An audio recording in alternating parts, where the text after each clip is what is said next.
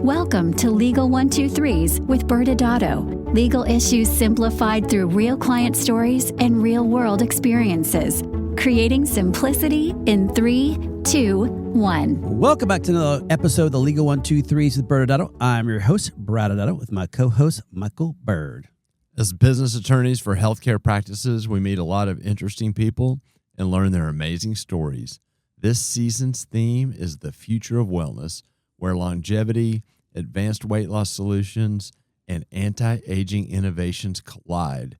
Get ready for insights from the people driving the evolution of the medical industry. Well, Michael, I'm excited to bring on our guest for the show. When we talk about wellness, we get a ton of questions about malpractice coverage, and our guest today will be able to help better understand these issues. I'm excited too, but let's not get ahead of ourselves, Brad.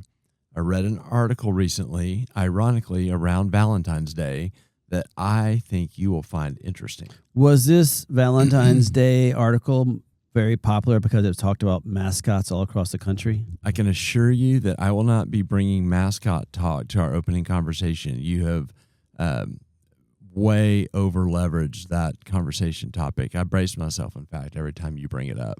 Well, I guess I should brace myself because if we're getting to Valentine's Day talk, I'm kind of nervous about that. Well, this article was a survey on the top breakup foods by state, and the answers were based on Google Trends search data. Well, that does sound like the opposite of Valentine's Day, and breakup foods, I don't even know that was a thing. Yeah, for sure. I guess it is a thing, Brad. So I'm going to do a little test. Okay. I picked a handful of states. We've got our guest state in here, but I've got 5 states, and I want to see if you can guess the breakup food, the most popular breakup food for that state. Okay. Number 1, Texas. Tacos. You're actually right. Number 2, Louisiana, where you're from. Crawfish. You're not right. Oh. Cake. Cake. Yes. Crawfish cake? No. Okay. No, it didn't even say king cake. Okay. Number 3, Washington. D.C. or state? State. Hummus? Cookies. Okay. All right. All right. Number 4, Illinois. I'm going to go home of the big giant pizza from Chicago. Wrong again, Brad. Popcorn. Popcorn. Yes. Well, it starts with the P. Pizza, popcorn, same thing. Yeah. Okay. You started off strong and are failing. Failing fast. Number 5 in our last state, North Carolina. Hamburgers? Nope. Okay. Milkshakes. Hamburgers and milkshakes? And then if you have a guess, the most popular breakup food across the country, what do you think? Beer? Wrong. Milkshakes. Oh, beer's not probably well, I guess milkshake's a food. Yeah. I don't know. All right. Well, I'm going to ask you, Brad, because this is last century, so it's been a while since you've had a breakup. But do you know what your breakup food was? Dude, I haven't broken up with anyone in like over 30 years. So it had to be college. So in college, I had no money. So I'm going to either go with a burger or beer. How about you? Miller Lite, 100%. And it's also been a long time. Yes, exactly. All right. All right, you ready to bring on today's guest? Let's bring our guest on. Yeah. Joining us today is someone we have referred clients to for many years. He's a specialist in his industry, Jason Kunz. He is the Senior Account Executive at NFP, a certified insurance counselor.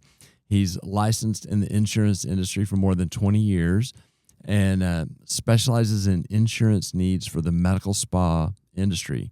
Jason, thanks for being here today.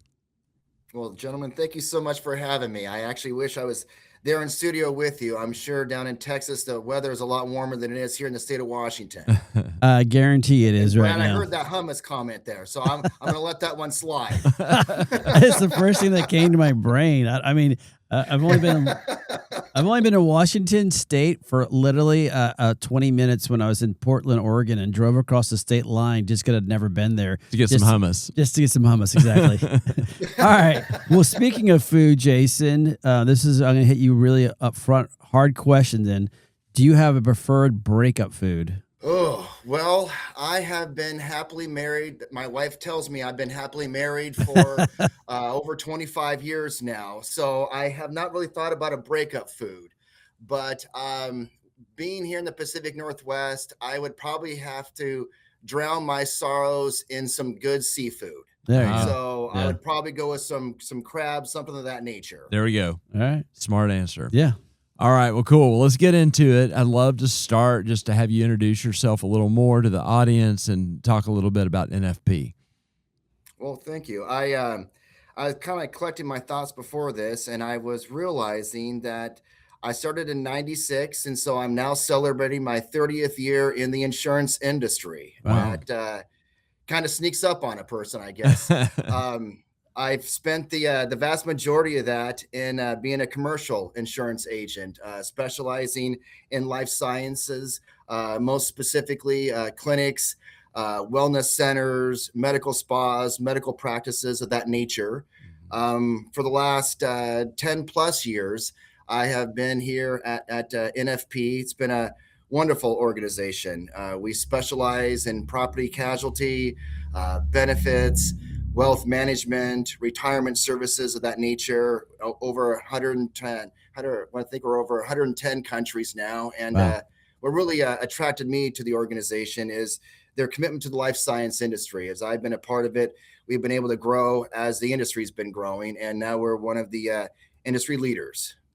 That's very cool. So going into your kind of focused area, why don't you tell the audience about like the types of policies you help procure for medical spas and other medical practices? I tell you, it sure would be nice if there was just one insurance policy that would cover all of the exposures that businesses have nowadays. But it does take a combination of a couple of different policies. First and foremost, you need to have a really good professional liability medical malpractice policy. I recommend that obviously to be in the name of the corporation entity that owns the business and has it lined up to cover all of the services as well as all of the staff. Mm-hmm. Another major policy that would be needed is a business owner policy, also referred to as a package policy. Okay. It provides the fire and theft for the office contents, equipment, tenant improvements, things of that nature, plus also the trip and fall general liability and other general liability type exposures. And then most medical spas have a staff, and so they would need to have workers' compensation coverage there to protect the staff. I would say those are the major ones. And then obviously it'd be wise for businesses nowadays to have some management liabilities, something like an employment practice liability policy that helps protect the business for, harassment, wrongful termination, discrimination, maybe even some directors and officers coverage. And then nowadays employee benefits are also very important. Wow. And does NFP help with cybersecurity risk as well? That is a great question. That is definitely an exposure that has been increasing, and the answer to that is yes. There is. I tell you, it's scary. It's as soon as you can think about a way a business can be jeopardized in a cyber attack, there's people out there thinking about ways to intrude a business of that nature, and having good cyber protection is very and highly recommended for sure. Awesome. And then another question we get a lot is kind of on the compliance front. And I don't know if it's a separate policy or rider, but we, hear clients ask for, can they have coverage if they're investigated by a medical board or some other type of governing board? Are there those types of coverages available? And what do they look like? Yes. Within a lot of the professional liability medical malpractice policies, they can have endorsements added on there, peer reviews, subpoena assistances, things of that nature. Yes. So you want to kind of make sure you're lined up with a good agent as well as a well-rounded insurance policy as best you can, something with the extra enhancements and endorsements that could be added on to that nature. And final thought, it just popped in my mind because this could be different than cybersecurity, is kind of that exposure for a data breach, like a HIPAA related exposure. Is that a thing? HIPAA is, yes. And I tell you, because of all the HIPAA requirements, it can be as simple as asking for a copy of your own chart and accidentally being sent somebody else's. Mm-hmm. It could be something as that simple, and all of a sudden you have broken a HIPAA law or a violation there. And so having some insurance coverage for HIPAA violations of that nature is highly recommended and available. Something, again, that you would want to be added on to your professional liability medical malpractice policy. Cool. That's awesome. Well, and kind of shifting as you might have heard in our intro, this season we're focusing on the future of wellness. So when we use the word wellness, we're including longevity, weight loss, anti-aging.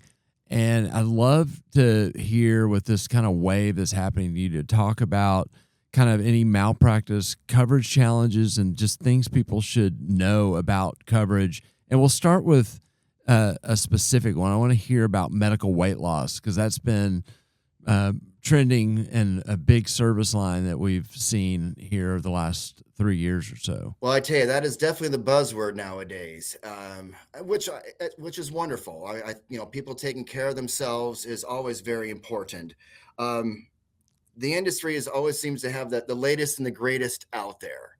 And when it comes to insurance and coverage for wellness centers and medical weight loss and weight loss type services, one of the things is very important is to make sure that the products themselves are FDA approved. That is something that insurance companies are going to be asking first and foremost when it comes to these types of services.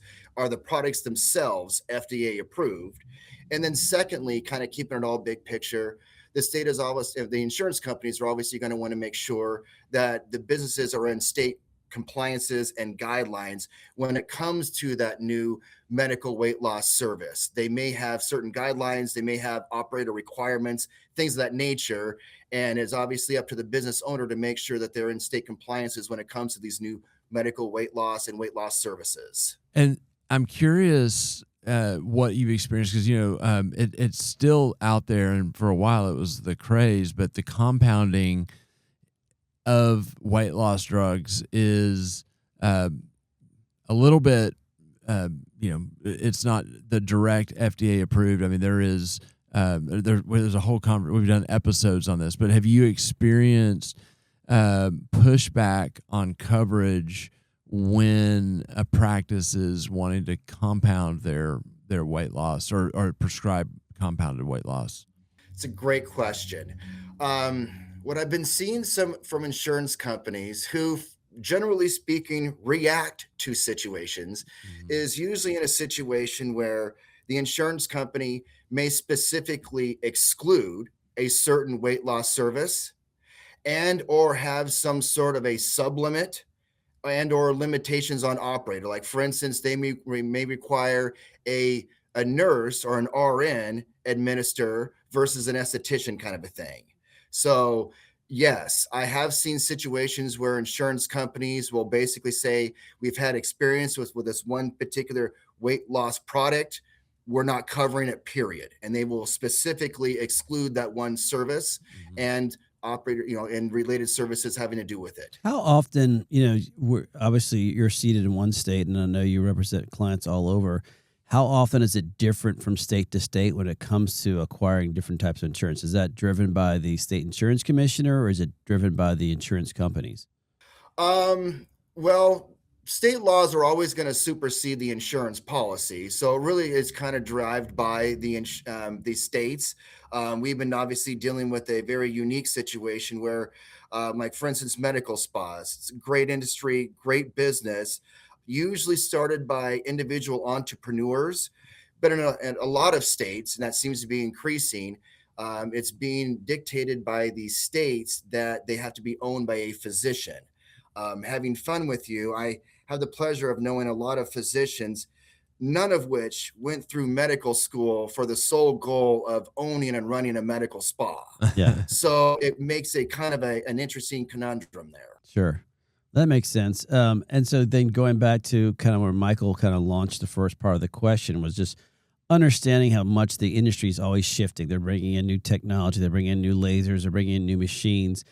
And right now, especially in longevity and wellness services, peptides and HRT are a big push that a lot of different practices are trying to implement into their practices. And I won't have you go into the whole legal considerations, but love to hear what you're seeing from a coverage consideration.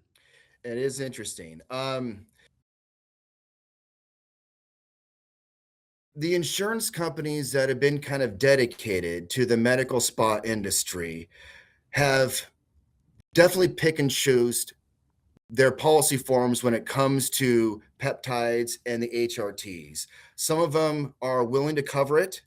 Some of them are not willing to cover it. The ones that are willing to cover it sometimes will do it via a sublimit. Most medical malpractice professional liability policies have a $1 million limit. Mhm. Sometimes the insurance companies will say, hey, you're able to offer this particular HRT or peptides. However, it's now subject to a $100,000 sublimit. Interesting.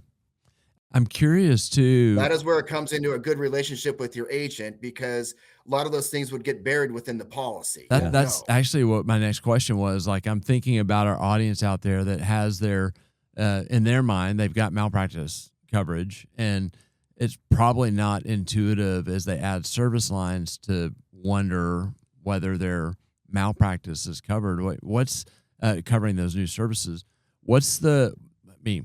Where can they find that on the policy, or what would be the recommended process or steps they should take to make sure they have that coverage? Well, I chuckle only because it would be nice if the insurance policies were like books, a beginning, a middle, and an end. But it just seems like they're definitely broken into sections, and each section has coverages, definitions, exclusions, and things. What I would recommend is reaching out to your agent in writing and asking that specific question, because you're asking for a specific service to be covered. It's 100% legitimate to be asking your agent that specific question in writing. Is this specific service being covered and at full policy limits? And or also find out if there's any sort of a guidelines. As I alluded to earlier, some companies may say, yeah, you're covered as long as an RN administers it versus an esthetician, as an example. Fascinating. So I want to move over, and you kind of started talking about this with the, doctors who are, kind of getting into the business of owning medical spas, but another role or another hat that is important for physicians is this idea of being a medical director or a supervising physician. And we see a lot of confusion, especially if you have kind of a medical spa that's properly owned but not physician owned, but they need a medical director, and they're trying to figure out, does their insurance cover the medical director, or does the physician's malpractice that they have for their day job cover them in that role? Talk a little bit about gaps that people should be thinking about, and if there's anything in particular for wellness, kind of comment on that as well. And I'd love just to hear your perspective there. That is a great question. I probably one of the biggest gaps, I probably wouldn't allude to as so much being a gap, more along the lines of misassumptions. First of all, I kind of made reference a little bit earlier. More and more states are requiring via state guidelines and laws that medical spas, for instance, have to be owned by a physician. If a physician has an opportunity to become a medical director or a supervising physician, they can't just assume that the business is within state compliance. They have to, ask the questions of that nature and make sure that the full business that they're about ready to be a part of, be medical director of, is within state compliance, first and foremost. Second, they don't want to just assume that their own individual policy will cover them for being an outside medical director. There's a couple of different ways to cover a medical director and supervising physician underneath an entity. one of the ways that I highly recommend is almost like the hospital philosophy, big or small. Most hospitals, if you're working on behalf of the hospital, either as a full-time, part-time employee, independent contractor, nurse, physician, whatever, if you're working on behalf of them, you're usually covered by the hospital policy. I usually recommend that, in which the corporation that owns and runs the business has the policy, and it makes sure that all operators, including the medical director, as well as all services, are being covered. Medical directors can obviously be covered for a couple of different capacities: strictly administrative, if that's only the role, and or including direct patient care if they are doing some of the aesthetic services and or the good faith examinations of that nature. I typically recommend having the medical directors being covered by the corporation's policies and get verification of that. However, getting standalone medical director coverage out there is available. Is that where the term of art gets thrown out as like as an additional insured? It's not so. It's a great question there. It's not so much being an additional insured. For most insurance policies geared towards the medical spa industry, within their definition of who is a named insured, it usually automatically covers administrative medical directors. Now, if that same medical director would like to be providing and have direct patient care coverage, then at that point in time, they're usually added on via an endorsement for that specific direct patient care coverage on behalf of that corporation at that corporation's location at the on those corporations' patients. So it sounds like it's really important when you're trying to add on that supervising physician or medical director that you have the conversation with your insurance company or your insurance agent as to what is that doctor's role actually versus administrative versus actually touching the patients, because it sounds like there's a different type of insurance or a different probably policy you may need otherwise. Yes, for sure. And it's I think one of the things that tends to cause confusion is this corporate policy that you described is so different than what doctors are used to in terms of what their malpractice policies look like. They think of a policy that covers them for their services. And I don't know if you've run into any friction on that front. A little bit, yes.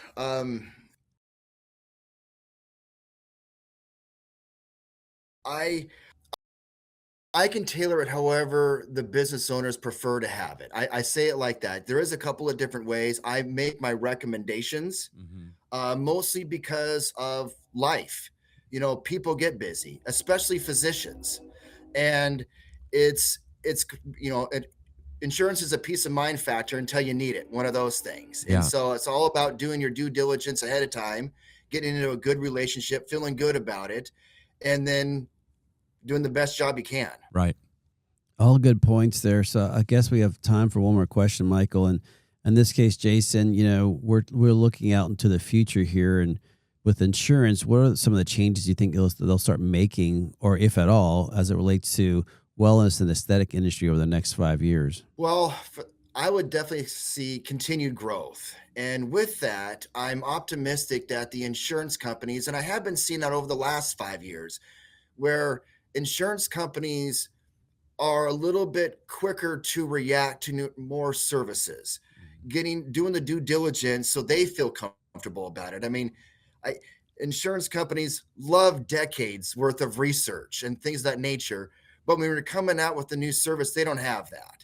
And I applaud them for doing a diligent job of a new service, trying to figure out the pros, the cons, and adequate price point for that new service. So with that said, though, for sure, the industry is going to grow.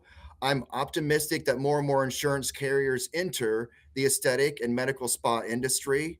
I welcome that. And there's always going to be the next latest and greatest service out there. That's what keeps us all going. Yeah. A quick question, it just popped in my mind. So for businesses, medical spas or wellness centers that are multi-state, are you able to find a carrier that they can have as one carrier to cover them, or are you kind of dealing state by state on those types of coverages? Great question. For the most part, yes. If they have multiple state operations, usually the insurance companies can tailor the insurance coverages accordingly, even if they happen to have formed separate corporations for each state. For the most part, as long as there is one common majority owner within the different state corporations, usually the insurance companies are still able to accommodate that. Interesting. Well, that's awesome. We have run out of time. So grateful, Jason, that you for you joining us on the Legal 1-2-3s with ByrdAdatto. We are going to go to break, and then when we come back, Brad and I'll have a quick legal wrap up. Thank you. Wonderful. Thank you. Many business owners use legal counsel as a last resort rather than as a proactive tool that can further their success. Why?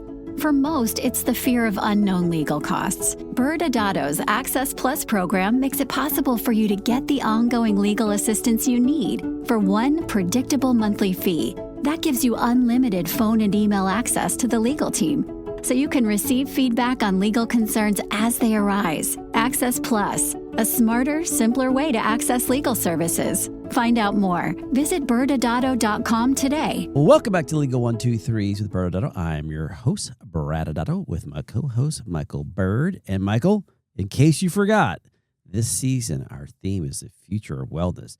We had just a really great conversation with Jason, really understanding the impact insurance can have just in general for medical practice, but obviously we're doing a deeper dive into wellness.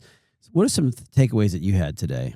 One of the things that we've noticed, and actually was a big reason we wanted to bring Jason on this season, is that as this wellness craze is happening, I'll start with medical weight loss. I mean, for those who've been doing wellness, it's been around for a long time, but Sure. the wave I would count as the last 3 years or so where it's really taken a hold. And what we've learned is practices would think they had coverage because they had malpractice coverage, and then learn that they were things like medical weight loss were excluded, particularly if they were doing compounding. And the same kind of concepts can apply to HRT, which has also been around for a long time. And then you get into these conversations about peptides and other things that are not FDA approved, and the risk of that not being covered goes up even further. And so I think the big takeaway is, if you're adding a service line, you really want to make sure you do your due diligence on making sure that risk is covered. Yeah, I mean, and we've talked about this all the time about drifting out of compliance. Well, this is drifting out of insurance. Right. I mean, that's the best way to kind of think about it. You're completely insured and protected because in the day you started, you were just doing some fillers and maybe firing a laser or whatever it was. But as you've grown, you keep adding, as Michael said, more service lines, and you didn't realize that your insurance needs may have changed. That goes with employees and other people that you're adding, new locations, bring in other doctors, you name it. All those were things that as you're doing this, not only is obviously working with your attorneys, but making sure that everyone else up and down the chain, your agents, your financial planners, and of course, your CPAs are aware of these changes. But Michael, that's all the time we have today. Audience members, we are back next Wednesday when we continue to explore the future of wellness, when we bring on to really learn about the financials with Jessica Nunn of Maven. Thanks again for joining us today. And remember, if you like this episode, please subscribe, make sure to give us a 5-star rating, and share with your friends. You can also sign up for the ByrdAdatto newsletter by going to our website at ByrdAdatto.com. ByrdAdatto is providing this podcast as a public service. This podcast is for educational purposes only. This podcast does not constitute legal advice, nor does it establish an attorney-client relationship. Reference to any specific product or entity does not constitute an endorsement or recommendation by ByrdAdatto. The views expressed by guests are their own, and their appearance on the program does not imply an endorsement of them or any entity they represent. Please consult with an attorney on your legal issues.